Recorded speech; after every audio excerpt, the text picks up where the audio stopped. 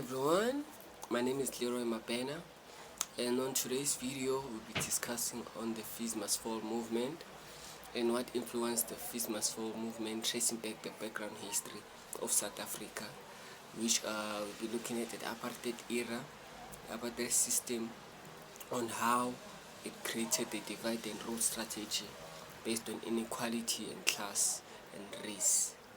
And also we'll be looking at the group dynamics theory, and we'll be identifying types of groups that we found in this type of movement. As further will be discussed on this video. Stay tuned. We all know that South Africa has its own background history of apartheid, and this background history focuses mainly on the inequality and the segregation that we used to find in the universities, such as University of Rhodes, University of Witwatersrand. Black people were divided into different dormitories, so this caused a form of inequality, and black students were aware of such acts. Then they took a form of resistance the policies that were invented by the institution. Therefore, according to Nika 2016, page 55, he argues that in order to address the fees must fall that began in former white institution, it is important that we trace back the history of race and class privileges, and it's important that we look mainly on the apartheid system, on how it caused disadvantage to many black people.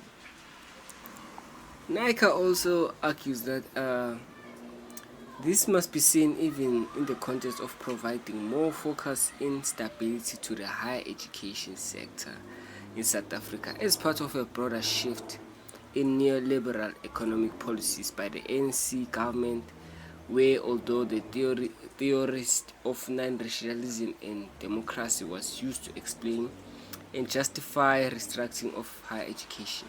This basically means that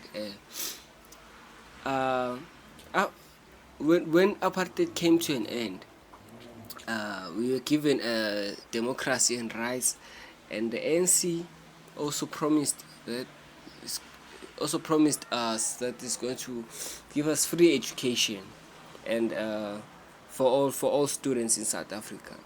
Therefore, such promises were not fulfilled by some universities, because when we look back at the Fees Must Fall, Everything Must Fall movement video, we find that all universities have increased their tuition fees, while not looking at where we came from as black people, being disadvantaged, not having access to resources, education, and so forth. So such acts culminated to such resistance. These are the reasons that we find students resisting to such acts, because they can't afford the tuition fee. That's why we find learners promoting violent actions towards the system, damaging property, because they want to be heard. They want their voices to be heard.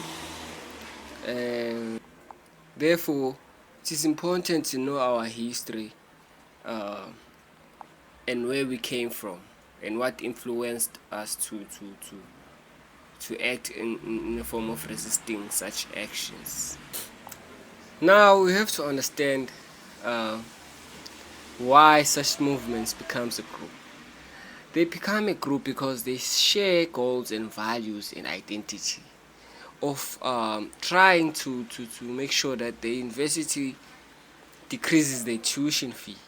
And in linking to the group dynamic theory, we find students taking action becoming leaders to lead the groups. For example, in the video we find the SRC students being the one at the top front, controlling the group, and we find that in such a group where they have to reach a certain goal, we can identify that as a collective group because they are there to share a group, but it's not something that is permanent because they don't share relationships to one another. It's just the identity that the identity and the goal that they have to make sure that the university decreases the tuition fee. That's the goal that they have to fulfill at the end of the day. And at the end of the day, they will disperse. They don't have any other shared relationship, but other than the FeesMustFall movement. When we look at power, is another influence in the group dynamic theory. We find students and activists such as the SRC members, prominent activists, gained influence by embodying the movement values and inspiration towards other students. They taking action and make students alert of what is happening, and they have that power because of the confidence that they have, and they have the ability to unify all the students, to make the movement more powerful. We also find what we call expert power, where we find some students and based on the video, we find some students providing intellectual leadership, like analyzing the policies, legal frameworks, and historical inequalities to strengthen the movement's demands. Like the SRC leaders, student leaders such as Fasiha Hassan is one of the leaders who wanted to make sure that students get such service. We also find coercive power, where like protesters use like the disruptive tactics such as like promoting campus shutdowns, and promoting violence in the movements. Police are using tear gases, as we have seen in the video, Everything Must Fall movement. They were using coercive power because they were using violence instead of words. What we have to understand here is that groups don't just form. There are norms, and those norms, the members in the group have to conform to those norms so that the group becomes one. And we also find some sort of emotional support within the group, because we know what we are resisting on. For example, the students are resisting on the fees that they're actually facing, and they know where they came from. And members in the group understand that because they also can relate on their own background, or on their own their background history. And members just show that in a form of empathy, just to empathize with each member,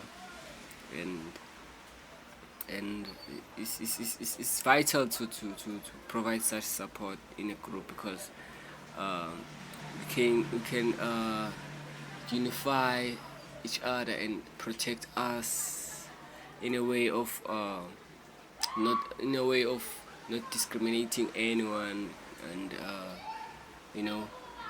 promoting some sort of racism, but it creates an understanding of where we come from. We can identify a lot of things in the FeesMustFall movement. We also can find what we call when we are going to the basis of power. We also find what we call resource power and legitimate power. I will start with legitimate power. Legitimate power, we are looking at the university administrators. Like, for example, in the video, there's the vice chancellor. He has legitimate power because he's the one who can exercise the laws or the norms in the group. Like to enforce rules and negotiate with students. And on the other hand, we find resource power also, because students are resisting on the increase of fees, but they need access to education, and that access of education is found in the institution, and the institution has those resources that the student need. So the institution can take a form of resource power because it has the resources that the students need. Unlike what happened before apartheid, for example, the Soweto uprising that happened in 1976, June 16, where the students were resisting on having access to higher education. Also, we can find that also higher education is also a service that is offered in the universities around South Africa or in the world. So so we need to understand on where this came from and what contributed to it, and what influenced it to be like that, because groups don't just form, they form based on the reason and why and what's the results.